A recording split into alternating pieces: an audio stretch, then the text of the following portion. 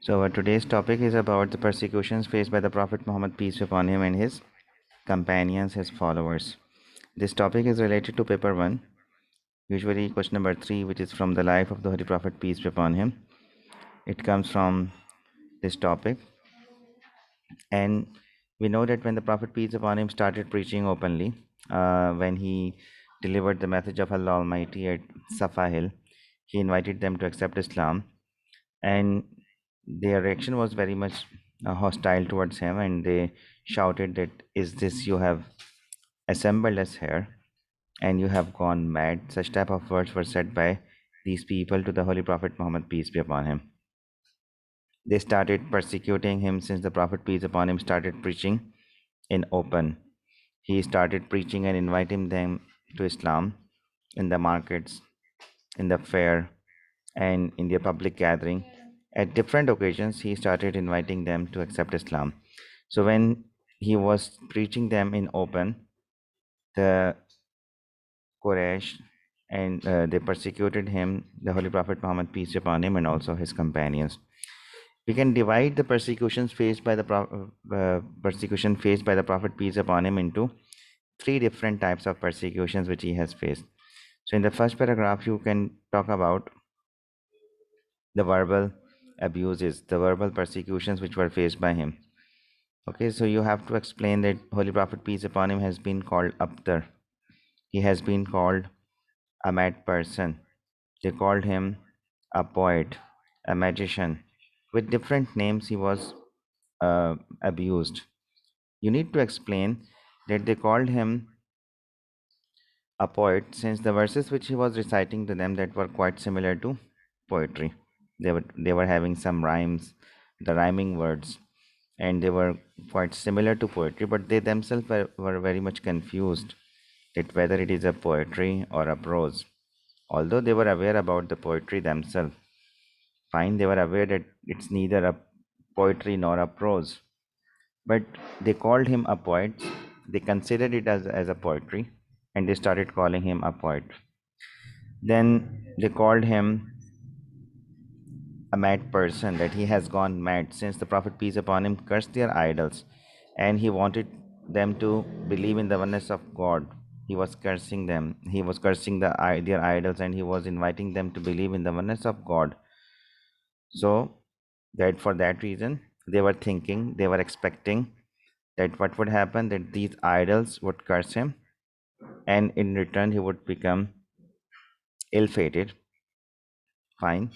So this is how he was abused verbally with these words.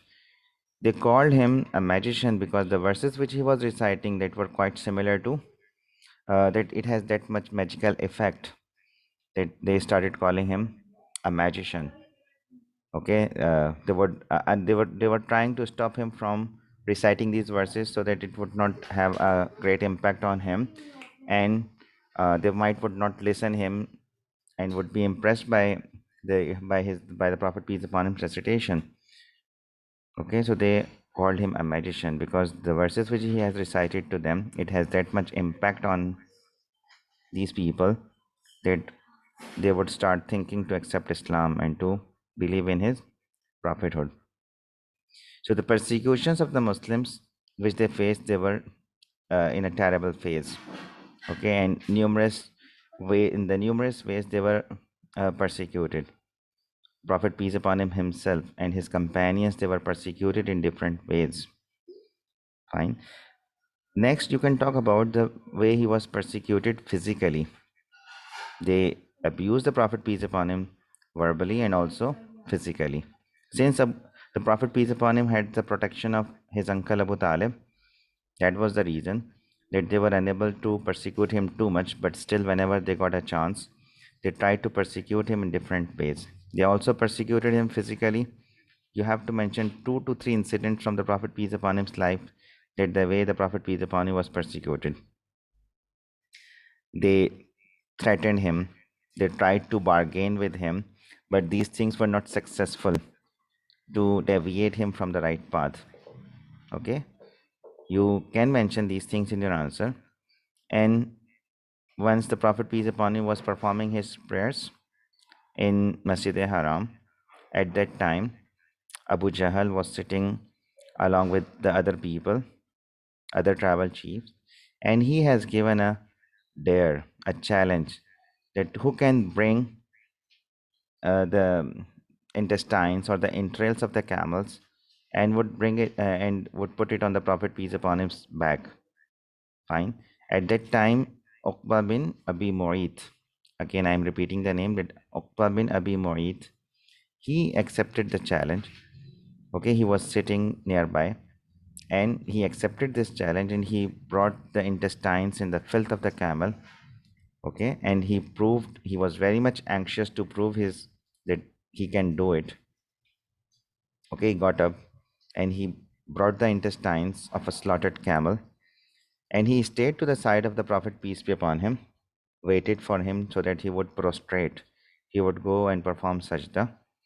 And when the Prophet, peace upon him, bowed his head, okay, and performed sajda, Uqba placed the camel's intestines on the Prophet's neck and shoulder. Then they started laughing. They burst into laughter. Okay, and Holy Prophet, peace be upon him, remained in this position, in this condition, and did not raise his head. When someone informed Fatima Radhiyallahu Ta'ala anha, the Prophet's daughter, okay, she then came running to the Kaaba and she removed the intestines from her father's back. The Prophet, peace be upon him, raised his head and prayed to Allah. At that time, Holy Prophet, peace upon him, prayed to Allah that, "O Allah, seize the Quraysh." Okay, Prophet, peace upon him, prayed to Allah, "O Allah, seize the Quraysh." With these words, he prayed to Allah, and when Abu Jahl and his other tribal chiefs and other people, when they came to know about the Prophet Muhammad, peace upon him's prayer, they felt very heavy in their heart, since they were believing that whatever prayers were made in Masjid Haram in Makkah, all prayers are granted. They were granted. Fine. So this is one thing that you can mention, that the event of the filth of the camel, which was done by Uqba bin Abi Mu'ayt, that you should mention in your answer. You can further talk about the physical injuries which happened with the Prophet Muhammad, peace be upon him. That you can talk about Jamil. Okay, Jamil, who was the wife of Abu Lahab. Fine. And what she used to do, that she used to collect the thorny bushes from the forest, and she would put it on the Prophet's path so that it would cause physical injury to him.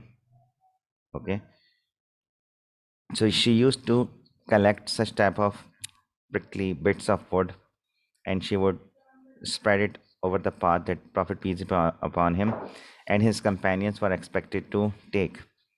And later on, Surah Lahab was revealed to the Prophet, peace be upon him, okay, in which she has been mentioned, and also her husband Abu Lahab was also mentioned. Okay, it condemned her, and it condemned that she will go to hell because of this very act. Okay, so this is how you can talk about this. Also, another incident which happened with the Prophet, peace upon him. So they put the filth of the camel, they used to put the thorny bushes on the Prophet, peace upon him's path.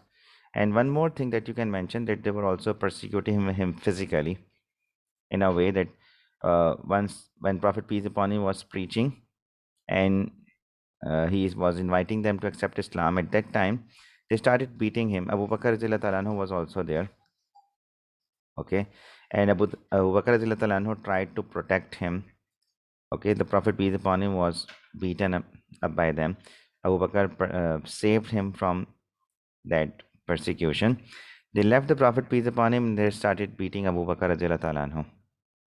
Fine. And Abu Bakr radhiyallahu ta'ala anhu was badly wounded, and he was badly injured at that time.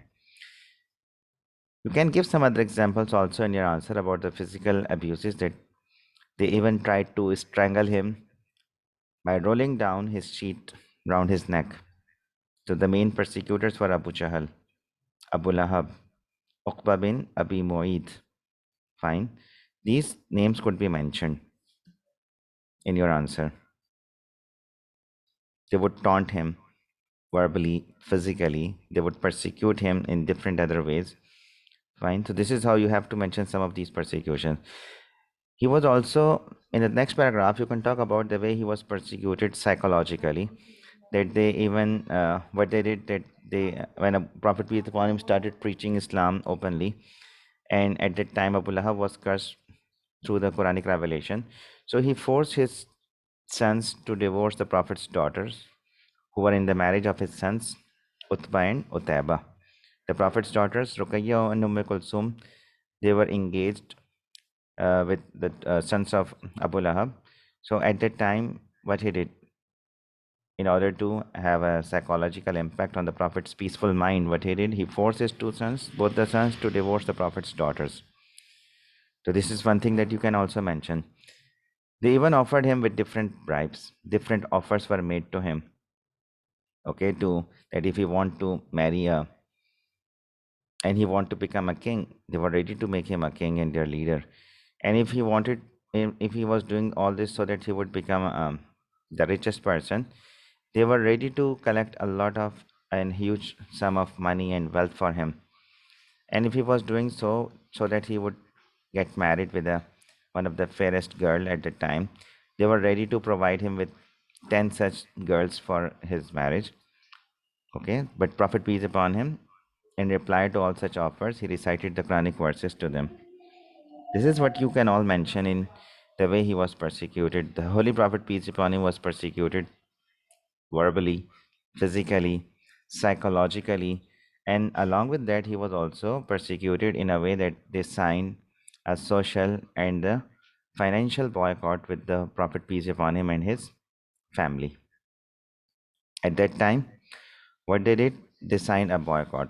It was a social and a financial boycott which was signed with the Prophet Muhammad, peace be upon him, and his family, Banu Hashim and Banu Abdul Muttalib. They tried and they made different attempts with the Prophet Muhammad, peace be upon him. They even forced the Prophet's uncle Abu Talib to stop his nephew or to get prepared for to face the consequences. But Abu Talib, his uncle, assured his support to his nephew. Okay, these things could be mentioned in your answer. And then what they did, and Prophet peace upon him stayed in Shaib Abi Talib, which was a valley owned by his uncle. Banu Hashim, whether believers or unbelievers, they stayed and they passed 3 difficult years from 7th year of prophethood till 10th year of prophethood, and they spent these 3 difficult years there. So this is all about whatever the persecutions and the problems faced by the Prophet, peace be upon him. The second aspect of this question is that you may be asked to write about the persecutions and the problems faced by the Prophet's companions, his followers. Here, for such type of questions, you need to identify some of the personalities, some of his companions who were persecuted. At least refer and mention 5 to 7 personalities if the question is only about the persecutions faced by his followers or by his companions. Fine. So for such type of question, that the Muslims in Makkah faced a lot of hostility after the Holy Prophet began preaching openly. Describe the persecutions against the followers of the Prophet at this time. So you can mention that Quraysh at that time rejected the Prophet's message after he started preaching it open. They were threatened, and they threatened the new message. They opposed this new message, and they threatened those people who were accepting Islam and those who are following the Prophet Muhammad, peace be upon him. Fine. So you can talk about some of these personalities and those who are persecuted. And the first one, you can talk about Bilal. Muslims were tortured, and often they were killed by the Quraysh. Fine. The responsibility of the persecution was it was mostly given to the tribal chiefs of such people who have accepted Islam. Take an example of Bilal. Bilal Radhiyallahu anhu, who has accepted Islam and who was a slave of Umayyah bin Khalf. You have to mention that he was a slave of Umayyah bin Khalf, his master. Okay, Umayyah bin Khalf when he came to know about the acceptance of Islam, so he would hand him over to the street boys, and after tying a rope round his neck, they would tie a rope round his neck and they would drag him in the streets of Makkah. Bilal radhiyallahu anhu was dragged in the streets of Makkah. This is one thing. And another thing was that he would throw him on his back on the burning sand, okay, in the scorching heat of the sun. And he would place a heavy rock on his chest, with a heavy rock on his chest, so that he would not be able to move and he would remain there. Okay, and then he would say to Bilal that you will lie here till you either die or deny Prophet Muhammad, and you will worship Lat and Uzza, their idols. In facing all these persecutions, Bilal radhiyallahu anhu would say, Ahad, Ahad, the one, okay, the one and only. With that, there, he referred to the belief in the oneness of Allah, Surah Ikhlas, Surah Tawheed, the oneness of God. Okay, Bilal faced these persecutions and he reaffirmed his faith in the oneness of Allah Almighty, calling out one. And these tortures ended when Abu Bakr radhiyallahu anhu purchased him and set him free. He set him free. He purchased Bilal and freed him. So first of all, you have to write about Bilal in detail. Another person, a very famous personality, you can talk about Khabbab bin Arat. Khabbab bin Arat, okay, who was a blacksmith, and he was a well-known companion of the Prophet Muhammad, peace be upon him, and he was bought by a woman of Banu Khuza. A woman of Banu Khuza bought him. Her name was Anmar. U-double-M, Anmar, Anmar. So he was bought by a woman from Banu Khuza named Anmar.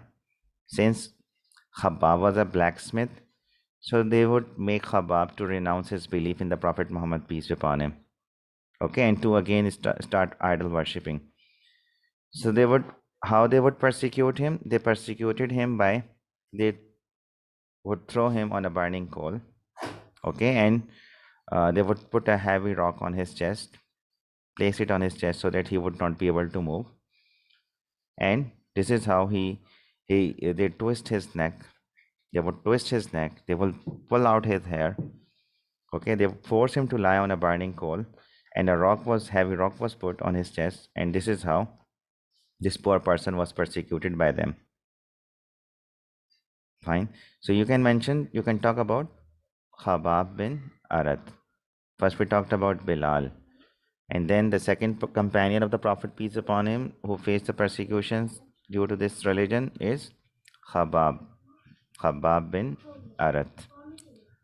Okay, next one, the whole family was persecuted. You can talk about Ammar bin Yasir. The whole family, Ammar bin Yasir and his the parents, they were made to lie on the burning sand. Both the parents martyred. Ammar, he was a son of Yasir. Yasir died facing the persecutions. Ammar's mother, Sumayya, she also died facing these persecutions. So here you also have to write about Ammar bin Yasir. The whole family was persecuted in a way that they sacrificed their life. They were from the tribe Banu Makhzum. Ammar and his parents, they belonged to the Banu Makhzum tribe. And you should know that Abu Jahl was the chief of this tribe. The chief of Banu Makhzum tribe was Abu Jahl. So since, as we know, that the tribal chiefs were responsible to persecute these people, so Abu Jahl himself would persecute them. Okay, and they were tied with the tree trunks. They would tie these people with the tree trunks, and they were beaten up with the sticks. They were starved, and they would leave them in the scorching sun. Okay, and whenever Prophet peace upon him saw their condition, and he would pass by them, Prophet peace upon him would say, "Patience, O family of Yasir, patience, your destination is paradise." So this is how the Holy Prophet peace upon him would exhort them and would motivate them to have some patience Prophet peace upon him would say to Ammar bin Yasir and his family that patience, O family of Yasir, patience, your destination is paradise. And then he would pray that, oh Allah, forgive the family of Yasir. Okay, and he would ask them to to remain steadfast. So Yasir Radhiyallahu Ta'ala anhu died facing these persecutions, and also Yasir's wife Sumayya, Ammar's mother. Okay, and she was a very old lady, and she was attacked by Abu Jahl. Abu Jahl attacked on her genitals, and due to the wounds she had received, she died. And she has the honor of being the first martyr in Islam, a first woman martyr in Islam. So this is she has an honor of such an honor. So the whole family faced these persecutions. You should mention and you should talk about the family of Ammar bin Yasir. Okay, so these were the three personalities: Bilal, Khabab, and Khabbab. Other than Khabbab, there was Ammar bin Yasir. Mention further more people about that. You can talk about Zinira, or some sources mention that her name is Zunaira. She was a Roman slave and she accepted Islam, and but she accepted Islam, she was persecuted and tortured to such an extent that she went blind. Okay, the she was persecuted to such an extent that she lost her eyesight. Her tormentors, the persecutors, they said that it is due to the curse of Lat and Uzza. The curse of Lat and Uzza has made you blind. Fine. So it is what they said, that the curse of Lat and Uzza, that their wrath, their anger, has turned and has caused her to go blind. But she had that much firm belief in the oneness of Allah that she said that it was Allah, okay, who had blinded her. And she told them that if Allah willed, if He so willed, He could restore her eyesight. Fine. So they challenged her that if you are that much sure and that much confirmed, then ask your Lord to restore your eyesight. So she prayed to Allah at night, and next morning, when she woke up, she found her eyesight completely restored. Okay? Even on this miracle, her tormentors, they were not convinced of this miracle and claimed that this was nothing more than Muhammad's sorcery. Okay, it's not more than a Muhammad sorcery, just just a magic. Fine. Mention these things in your answer to write a proper way, because this question has been asked so many times and this has been repeated so many times in the paper. So now what they want you to write a detailed answer of the type of persecutions the people face at when the Prophet peace upon him started to preach this message openly. Okay, not only the poor ones, also the rich ones, the rich people, they were also persecuted. You can mention some other names like Musab bin Umair, who was one of the influential person, and he was from belonged to a very rich family. But what they did, the family members disowned him, and um, they even did not allow him to live in the house. So this is how he was persecuted in this way. Usman, a rich person from Banu Umayyah, he was persecuted by his uncle. Okay, they would light a fire and they would give him a smoke so that he would die because of suffocation, wrap him up. Okay, mention these things. One more thing that you can talk about it, Abu Bakr and Talha, they were also abused, they were also persecuted. Fine. And how he was persecuted? That Abu Bakr and Talha, they both were tied together with a rope. Okay, since they were performing prayers together at night, so what the Makkans did, they tied both of them together with the same rope, uh, so that they would not be able to perform their prayers at night. But mysteriously at night, the rope got untied, and to their astonishment, they found these two people performing their prayers in the morning. Fine. These are the things that you can mention in an answer, that the way the companions of the Prophet Muhammad, peace be upon him, were persecuted in the way of Allah. Due to these reasons, the Prophet, peace upon him, because the persecutions were very much severe, but due to the severity of the persecutions, the Prophet, peace upon him, he asked his companions to practice their religion in secrecy, in private, okay, not in open. And for that reason, he has made the house of Hazrat Arqam, that was known as Dare Arqam. So the house of Arqam, Dare Arqam, was made the preaching center and the learning center by the Prophet Muhammad, peace be upon him. And he would meet his companions there, and where they would learn about the new faith. And later on, after due to these persecutions, Holy Prophet, peace be upon him, allowed his companions to migrate and to seek shelter in the other parts of Arabia, in other areas. And later, Muslims, they migrated to Abyssinia first, and later on they migrated to Medina.